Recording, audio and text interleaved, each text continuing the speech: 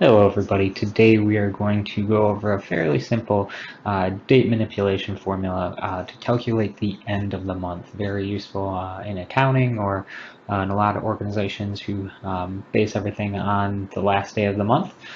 So it's a fairly simple formula, and let's just jump right into it. So we're just going to take a date, so we'll say it's 1/1/19. We'll throw a couple of other dates in here. Put them all in the same year just for simplicity, but it can go across all kinds of years. Maybe we'll even throw in one for another year just to be thorough.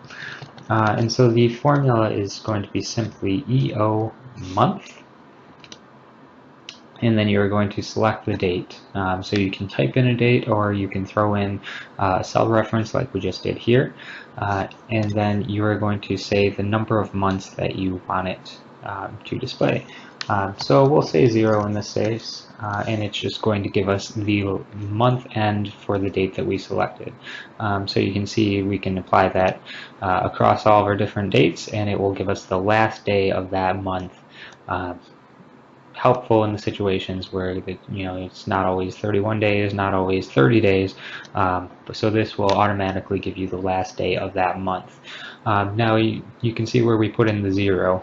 If we were to change that to a 1, it would give us the last day of the following month, and so on and so forth. If we change it to 2 or 3, 4, or 5. Similarly, we can also go the opposite way and say -1, and it will give us the last day of the previous month. This can be kind of combined to give you the first day of the current month by giving you the last day of the previous month and then just adding a 1 onto it to give you the following day after the last day of the previous month, giving you the first day of that month that you have. So hopefully this is very helpful for you guys. It's very helpful in accounting and various financial statements. So if you have any questions, feel free to throw them in the comments below and check out my other videos. Thanks.